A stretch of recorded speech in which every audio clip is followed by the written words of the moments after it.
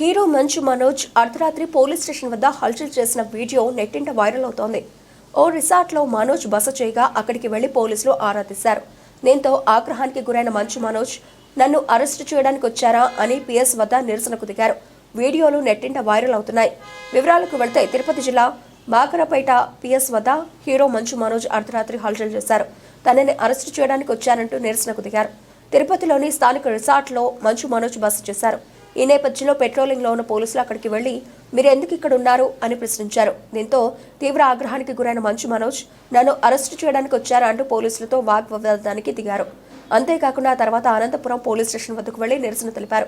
ఈ వీడియో నెట్టింట వైరల్ అవుతోంది. అయితే రిసార్ట్ వద్ద మంచు మనోజ్తో పాటు బౌన్సర్లు ఉండడంతో పోలీసులు గమనించి అక్కడికి చేరుకున్నారు.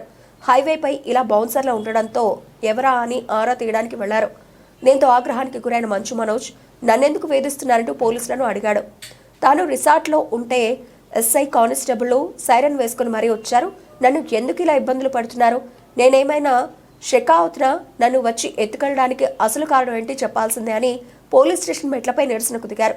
మంచు మనోజ్ అయితే పోలీసులు మాత్రం తాము అరెస్ట్ చేయడానికి వెళ్లలేదని, హైవే అది కూడా ఘాటు వద్ద బౌన్సర్లు కనిపించడంతో ఇక్కడ ఎందుకున్నారని ఆరా తీయడానికి మాత్రమే వెళ్లామన్నారు. 2 రోజుల క్రితం మనోజ్ చంద్రగిరిలో నిర్వహించిన ఓ కార్యక్రమంలో పాల్గొనడానికి వచ్చారు.